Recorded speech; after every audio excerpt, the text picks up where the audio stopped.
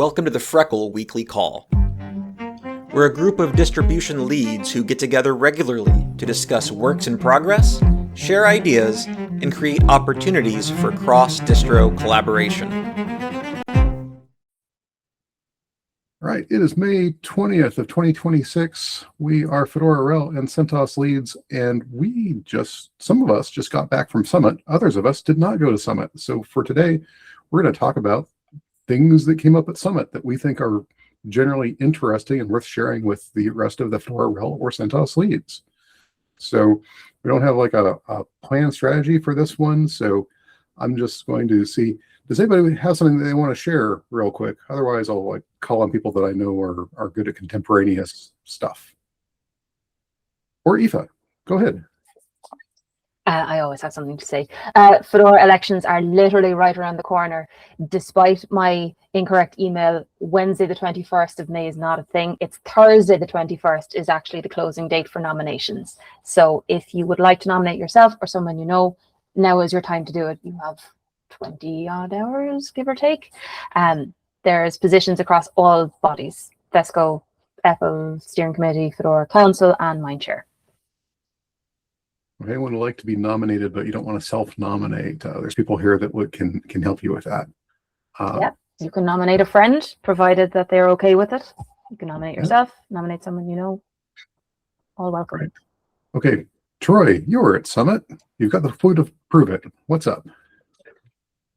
I work in the CentOS booth. I was surprised that the number one question that I got was, what's CentOS doing here? I thought they were cut from Red Hat. It was interesting, but it always opened the conversation, and we got to talk about upstream versus downstream and all that. But it was surprising to me that was the most common question that I got.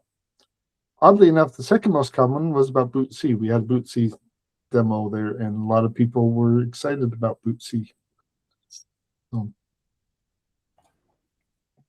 And I will turn it over to the next people. Nate, take it. I just want to echo that I had, first of all, I spent, 80% of my Summit in the RHEL booth talking to people, and the other 20% working labs, one of which was about image mode. I ran that 3 times. There were so many people that were interested in image mode. So I basically wanted to echo the interest in image mode / bootc is finally picking up. And that makes me very happy because it's, in my opinion, really cool technology that's really going to help administrators manage their fleet better. And yeah, I thought that was cool that people are actually interested now. Okay, I'll ask. Troy, question to you. You mentioned there's bootc conversation. Is there a separate part of a CentOS related bootc conversation, or was it more like bootc in general? It was bootc in general. The demo we had was a machine that had already downloaded Fedora Silverblue, Fedora Keonite, and then the CentOS bootc. And unfortunately, the CentOS bootc image, for whatever reason, it doesn't usually do this, was a bad image. But it gave us the demo of what happens if you boot into a bad image. And but it was a generic bootc conversations. People were excited or glad to see that there was images for Fedora and CentOS, but it was usually a generic bootc conversation.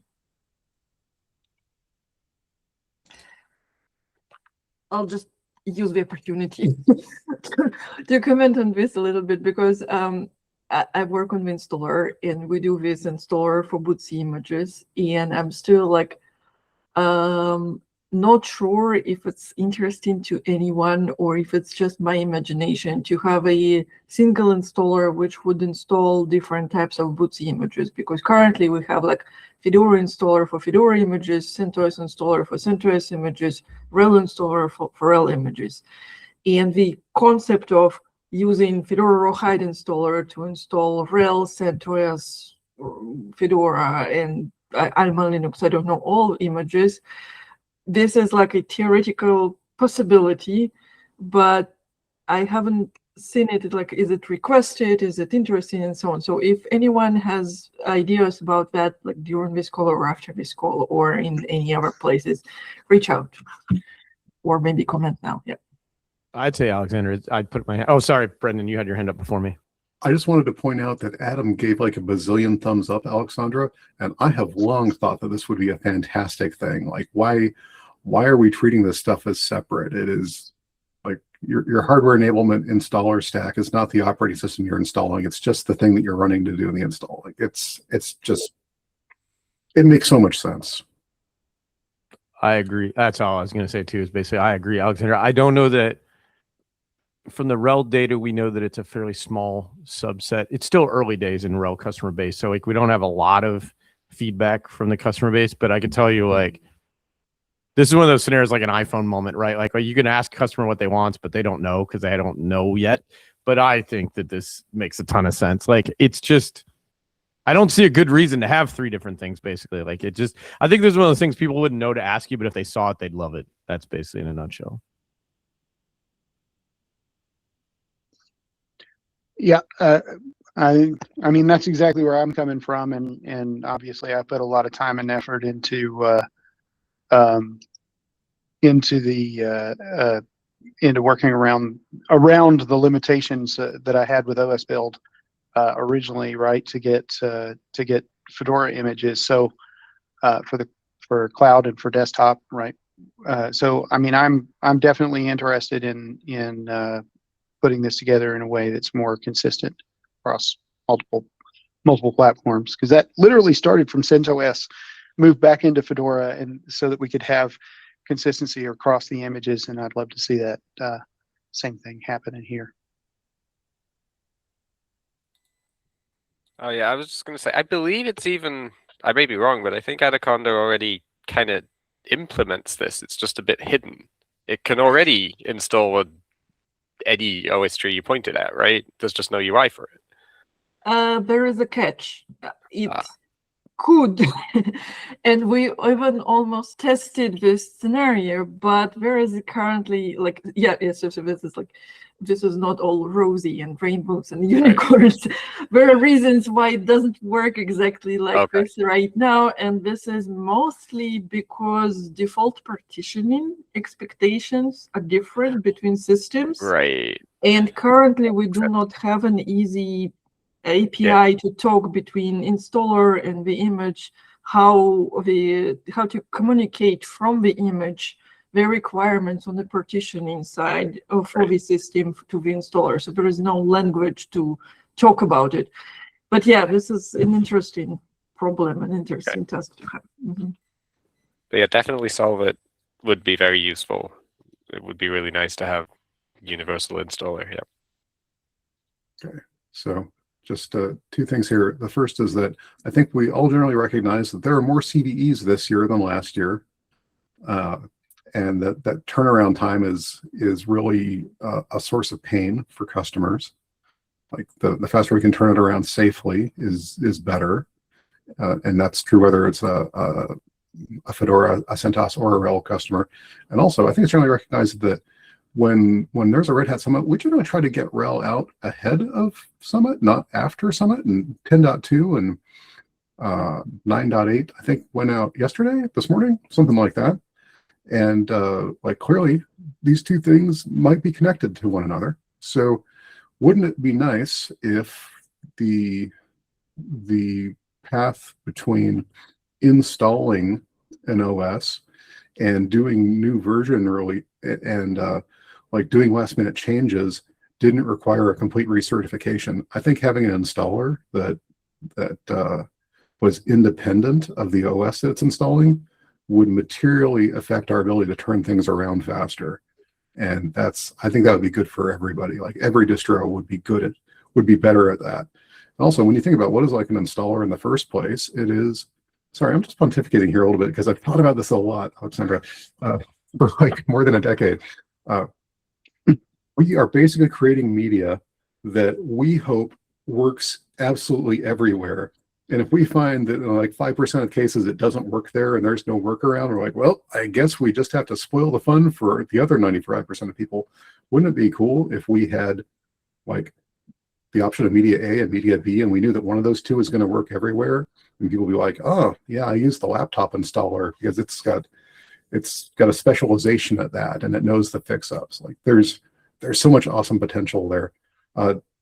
So the fact that this is coming out of Bootsy is interesting, but I think it's just as relevant for package mode as well. We are kind of hijacking this part of the installer, but so if someone wants to change the topic, please feel free to do so.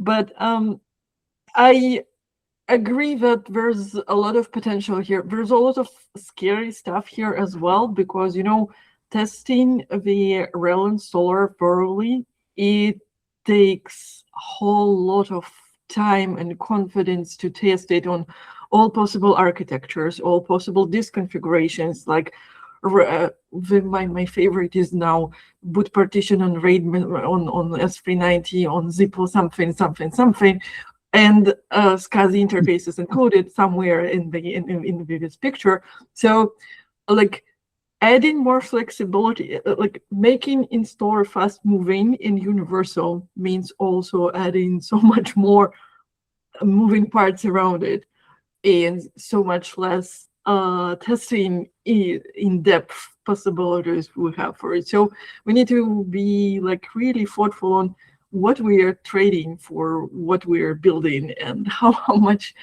stuff we can cover at the same time. So interesting conversation. I'm actually we've been discussing with this with the team also multiple times, and I'm open for some like ideas, proposals, and whatever. But I'm also quite scared about the fact that, and especially Bootsy specific, is that because we don't have a good language between installer and Bootsy images. Currently, Bootsy images allow you to customize everything in any way. And so when I'm trying to build my universal installer, I have no idea what you put in that image. And so I will be the one blamed for any kind of failure in that integration process.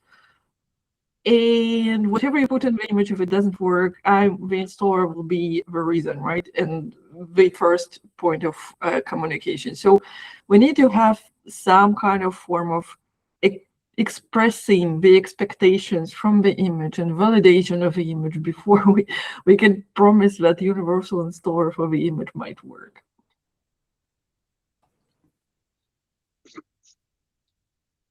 Go ahead, Scott.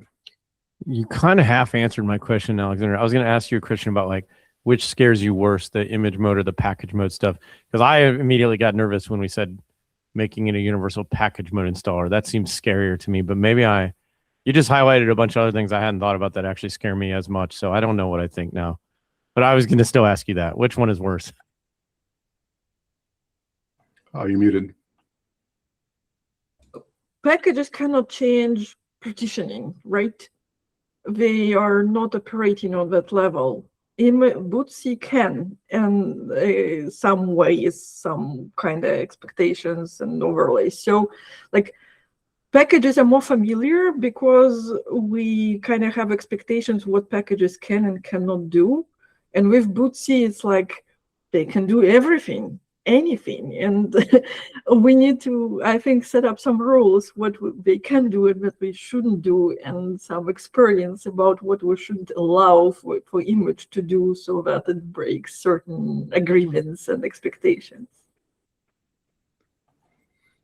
Okay, so I wanted to just add one thing to the first thing Troy said, and Troy, I see your hands up.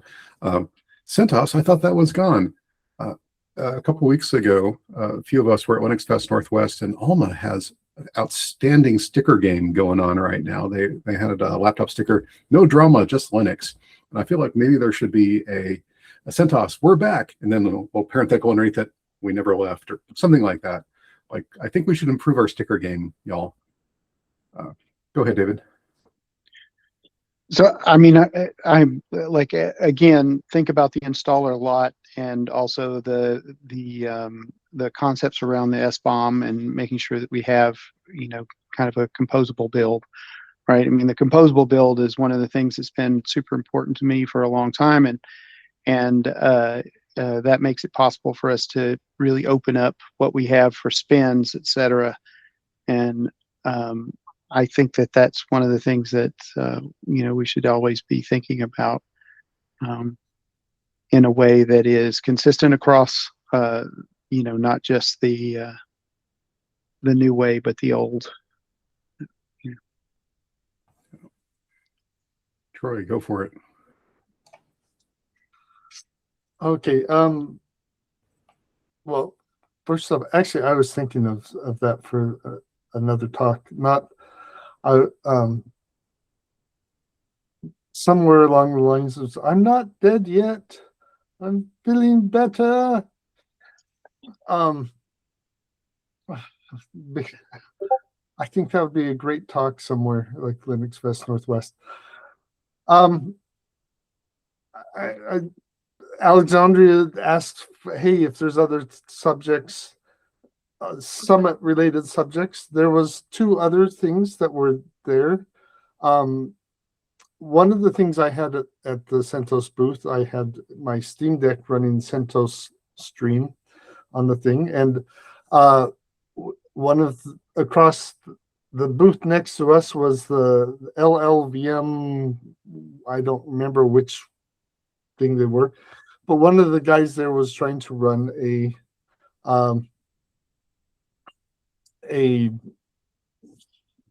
basically an AI model on my Steam Deck, which he almost did. It took quite a while, but I was curious while we were there. Well, okay, there's AI things going on all over the place. VLLMD, yes, but I had no idea. Oh, the OpenShell. Okay, I can remember OpenShell. Yes. So there's OpenShell, and then the other fun thing, which for me is the RISC-V hardware was there, and I enjoyed. It wasn't at my booth, but those of you know I'm doing CentOS Stream 10 on RISC-V, so it was really good to talk to the hardware people that I don't get to talk to quite a bit. So I was just going to put those 2 other subjects out there in case people wanted to run with them. And I know I look like I'm healthy, but in between things, I'm actually having coughing fits. So that's why I'm turning my camera and sound off. Could I ask a follow-up question, Troy? Did you notice that it was just Red Hat people interested in RISC-V, or were there any other partners or customers that came up to the booth? Well, I wasn't at the RISC-V booth that much. Okay. So I wouldn't be the right person to answer that. There was also the guy from Deep Computing. He was certainly interested in it because that's what he's selling and doing things. But yeah, I'm not the right person to ask. No worries. I just wondered.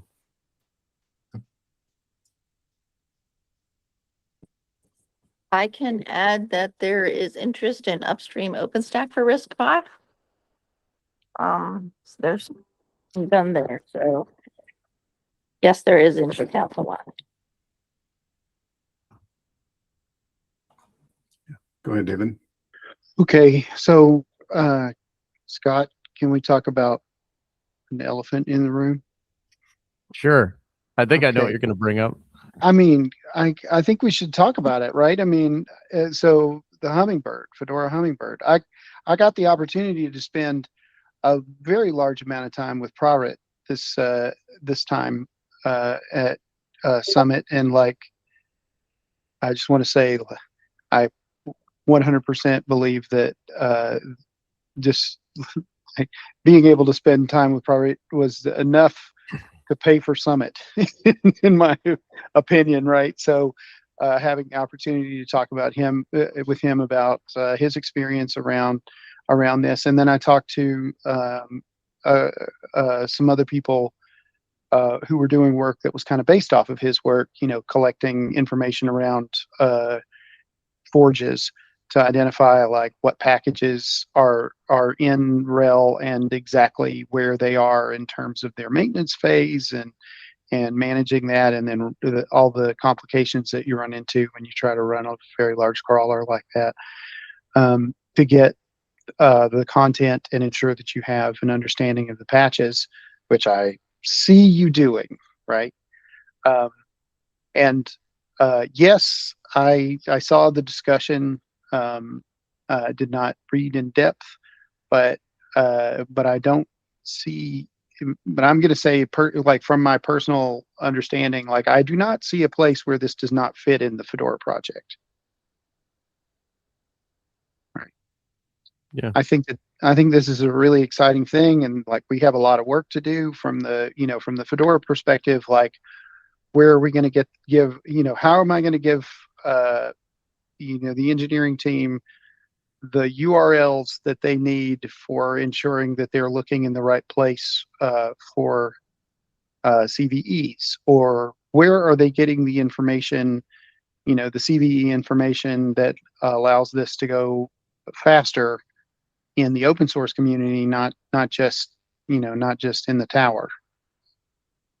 So I'm really interested in how this the evolution on the Fedora side and how that can service the where the majority of our support comes from. Yeah. So the first thing I'll say is I want to invite everyone on June 28th. Is that what it is? June 28th at 8 a.m. Eastern. We have our first public community meeting. June or May? May. Sorry, May. Thank you, Jeff. Thank you. Sorry, May. Yeah, I'm off by a month already. I apologize. May 28th. Yes, thank you. Not June. And then we will all be. There will be a ton of Hummingbird people at Flock this year, so there will be a big showing. And yes, David, the CVE thing is one of the key things I want to talk about with everybody. Like, I could see this going all kinds of ways in positive directions, but we have to discuss it more. I'll say that. And also I will say that, like, I think that's probably one of our first goals is to even get the images are in really good shape. The images for like the Red Hat hardened images version of the images, but the Fedora Hummingbird Linux image is not in as good a shape yet. Like, we don't have all that data yet, to your point. And we want to get there. And then there's talk about where do we publish that? Like, do we go directly to, I forget what it's called. Ben, point me in the right direction. But like, we could just go directly upstream and publish it, basically. And that's an interesting idea. Like, less stops, basically. So there's all kinds of things to discuss there is a short answer. And I'm super excited about it. So yeah, that would be a great topic to talk about. I am worried that perfect is the enemy of good in this part of the experience, right? Because there is a tremendous onus on what the commercial side needs to do versus what I perceive to be our responsibility in the community, right? Even though it has the promise of zero CVE, I'm concerned that I don't want people to get caught up in in perfection to get us onto the path of being important to the downstream. Yeah, it's interesting. I hadn't thought about that, but yeah, that's not the blocker that I've seen so far. But yes, that's a real concern to be careful with. I agree. Mm-hmm. It's actually just been that it's hard. So far, it's been blocker from what I've seen. Say it again. Okay, so for me, in this burgeoning world of AI, one of the things that I think has been made painfully aware is the holes in everybody, and I mean everybody, everyone's pipeline discipline, right?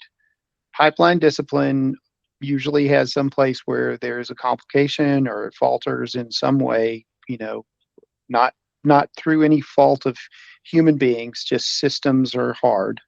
right?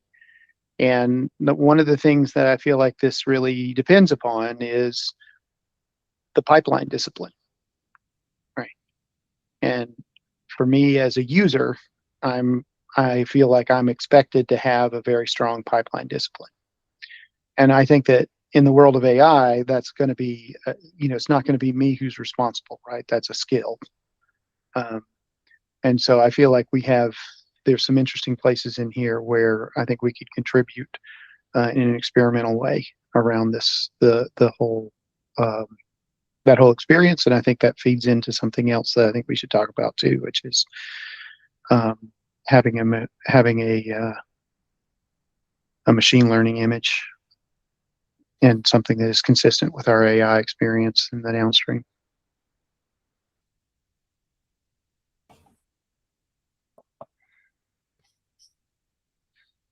Okay, so there was a little birdie at Summit and Bootsy. What else happened at Summit? It's interesting and worth sharing.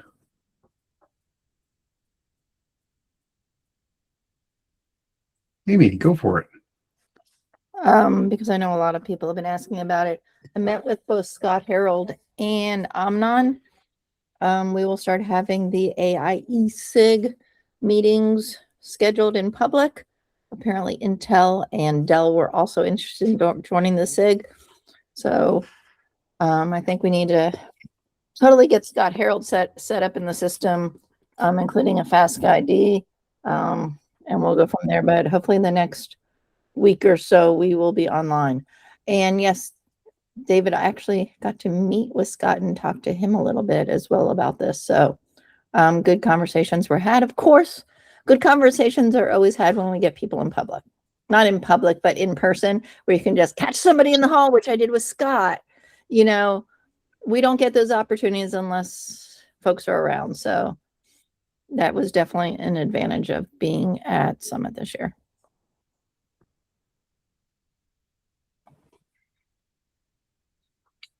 Nice.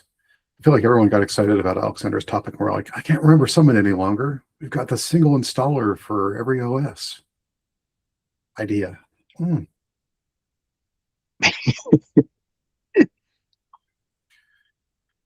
right.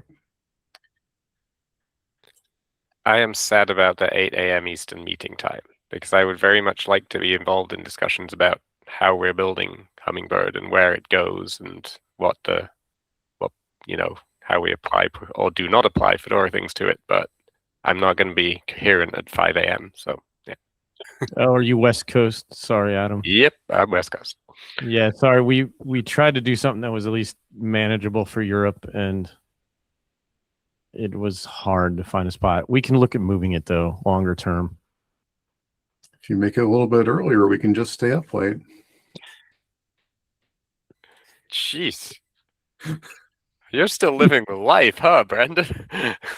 I'm joking. I'm in bed by 8.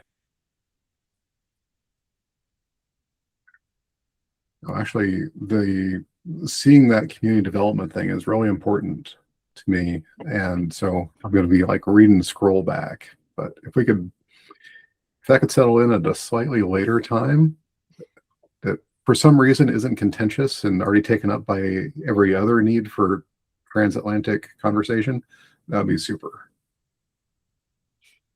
Yeah, we can look at figuring out a time. That could be one of the things we try to do.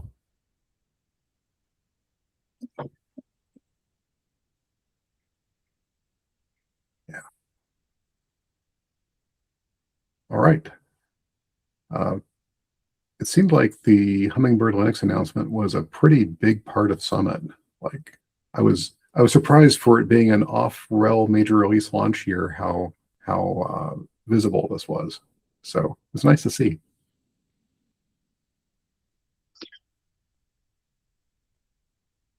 All right. Well, does anybody have anything else that they would like to debrief on for Summit?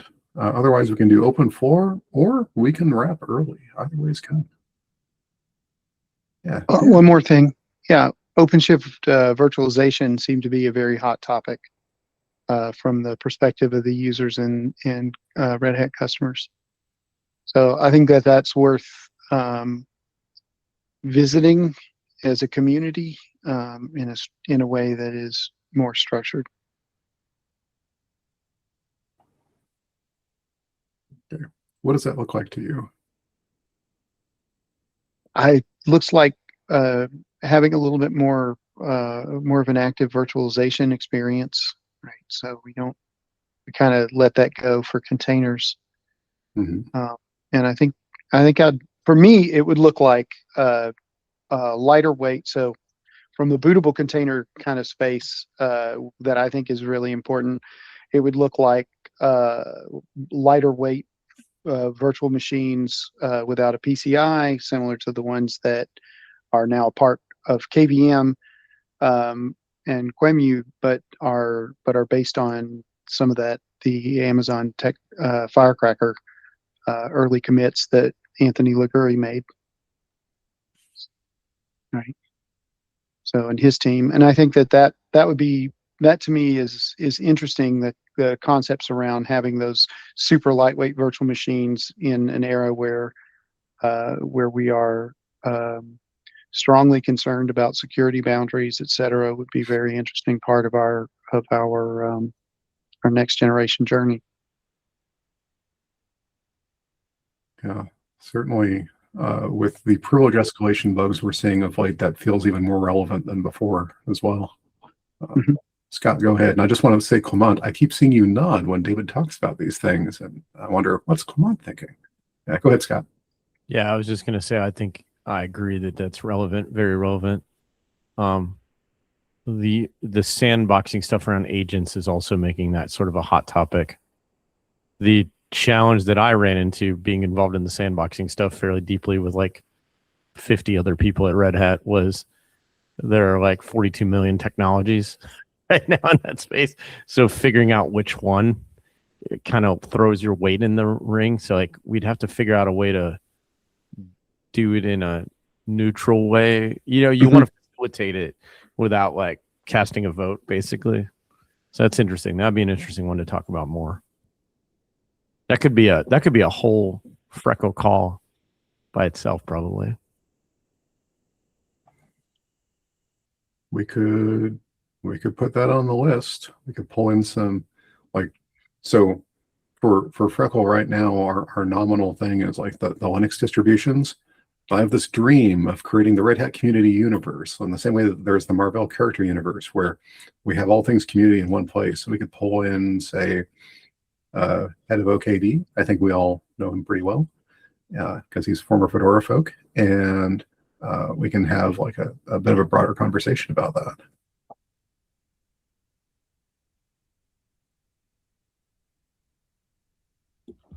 Come on, go ahead. I feel obligated to talk since you finger pointed me. I was thinking, like, I actually don't know, like, but obviously in Fedora Infra we use a lot of VMs, like just like what comes to mind is all like the Koji builders and so on. But do we actually use OpenShift Virt there? Like, because I often think like we drive a lot of the improvement, we drive it by just like dog fooding and consuming our own deliverables and so on. So I was just curious if there is like some maybe opportunities to maybe try some of this in like lighter VMs, or like even like having image atomic Bootsy images running in the OpenShift cluster we have in the Fedora Infra, or OKD, if David. Yeah, I mean, we've got CommuniShift, which I believe uses OpenShift. We use OpenShift a lot, yeah, but I don't think we use OpenShift Virt. I think Clement's right about that. The virtual machines just get deployed out of kickstarts on bare metal, as far as I'm aware. Yeah, but there's nothing stopping us, right? I'm sorry. Yeah, we could change it. Just time and people. It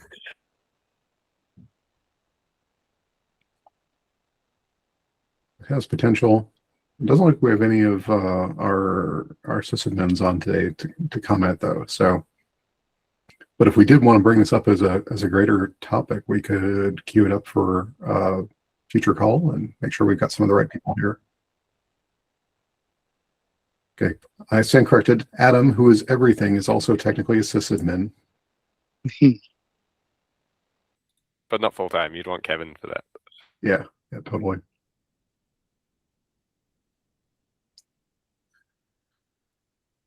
All right. Anybody? Anything else?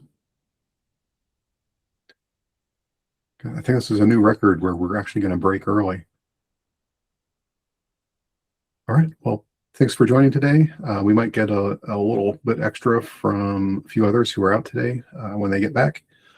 But other than that, thanks for sharing.